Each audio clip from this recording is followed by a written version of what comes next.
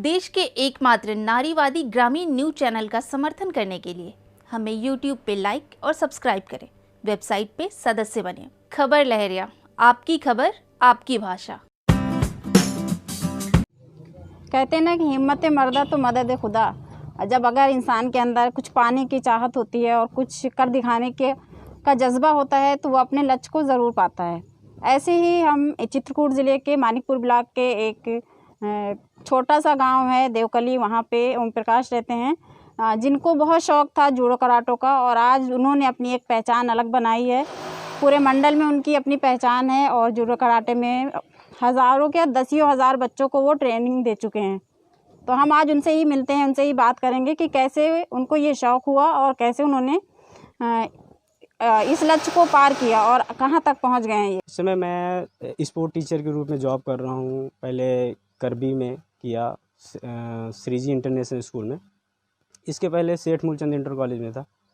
अब इसके बाद प्रेजेंट टाइम में मैं जॉब कर रहा हूँ बिहार में। स्पोर्ट में क्या सिखा रहे हैं? स्पोर्ट्स में सभी गेम्स सिखाता हूँ मैं, और special judo karate black belt हूँ मैं। जूडो कराटे की ट्रेनिंग देता हूँ मैं, और करबी में शहर में लगभग 10 से 12 स्कूलों में मैंने ट्रेनिंग दिया, जिसमें से 6 से 7 हज़ार लड़कियों को मैंने ट्रेनिंग दिया।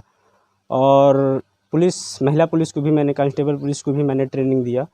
और साथ ही साथ मैं पढ़ भी रहा हूँ, और यहीं पे अपने बिहार में इस समय प्रेजेंट में 1 साल हो गया मुझे वहाँ जॉब करते हुए, तो वहीं इस समय मैं जॉब कर रहा हूँ। आपने शुरुआत मतलब आपके मन में शौक़ कहाँ से जागा? क्या आपने कोई ऐसी मूवी देखी? यस मैम, मैं बचपन में क्या था कि मूवी देखने, हमारे घर में तो टीवी थी नहीं, तो बाहर जाया करते थे इधर पड़ोस में।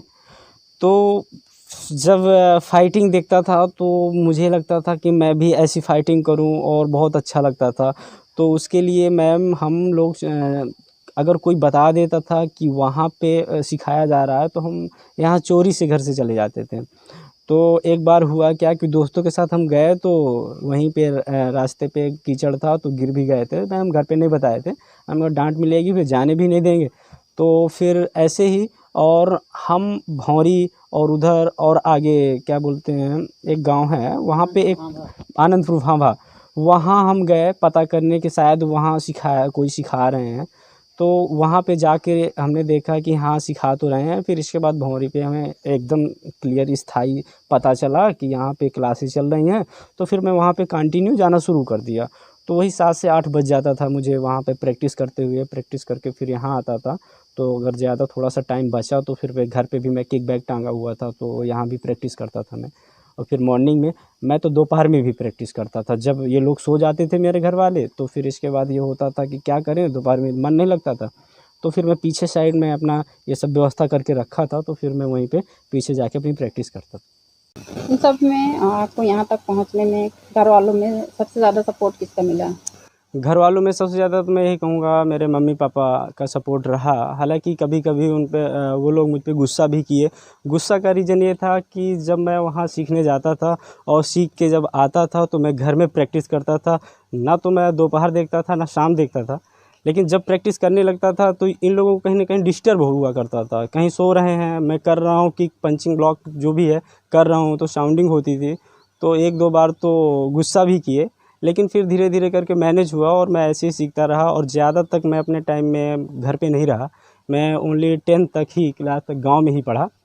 इसके बाद बाहर मैं स्वयं सीखता रहा और लोगों को सिखाता रहा, और ऐसे ही मैं अपना सीढ़ी एक एक कदम करके चढ़ता गया। जूडो कराटे के अलावा और क्या शौक़ है आपका? जूडो कराटे के अलावा मैं बचपन से ही स्पोर्ट्स में रहा हूँ। मैं स्पोर्ट्स में जब तक इंटर कॉलेज में था तो मैं खुद स्टेट प्लेयर हूँ स्पोर्ट्स में। जैसे एथलीट दौड़ में, और कुछ थ्रो इवेंट थे मेरे जो ख़ास थे, तो मैं मैम स्टेट प्लेयर वही 3 से 4 बार गया हूँ, स्टेट खेला हुआ हूँ। और मंडल तक, कॉलेज क्षेत्रीय डिस्ट्रिक्ट मंडल तक मैं चैम्पियन बना के खेलता था। चैम्पियन मतलब 3-3 आइटमों में मैं फर्स्ट रहता था। तो मेरा चैम्पियन बनता था। तो जो अगुवाई करते हैं, मसाल लेके दौड़ते हैं, तो मैं अगुवाई करता था।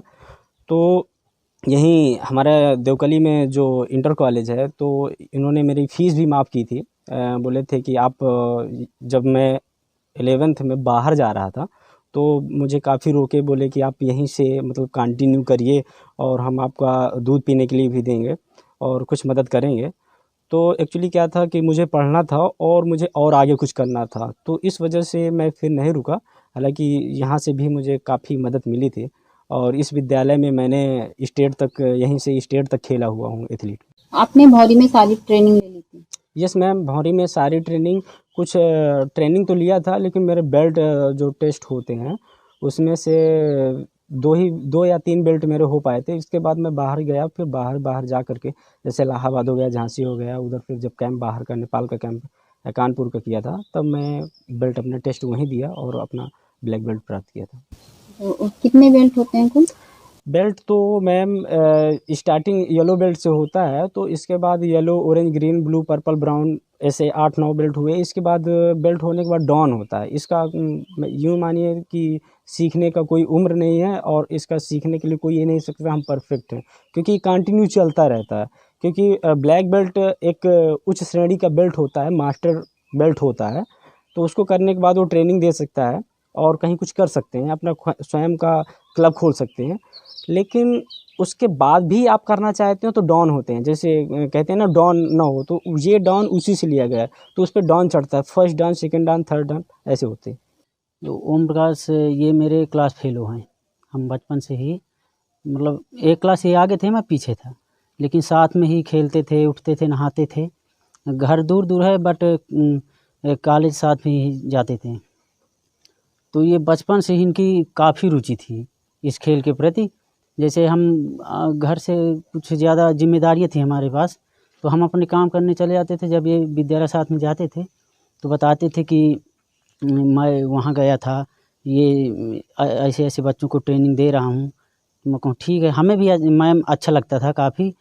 फिर ये मैम कर भी पहुँचे, वहाँ पढ़ते भी थे और जूडो कराटे सिखाते भी थे। फिर कभी मिलते थे तो बताते थे, हमें बहुत अच्छा लगता था, वीडियो भी हम देखते थे। फिर धीरे धीरे ये काफ़ी इस समय दूर निकल चुके हैं।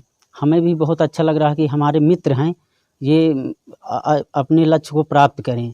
अगर आपको हमारी ये स्टोरी पसंद आई हो तो लाइक, शेयर और सब्सक्राइब ज़रूर करें। कमेंट बॉक्स में जाकर कमेंट ज़रूर करें। खबर लहरिया, आपकी खबर, आपकी भाषा।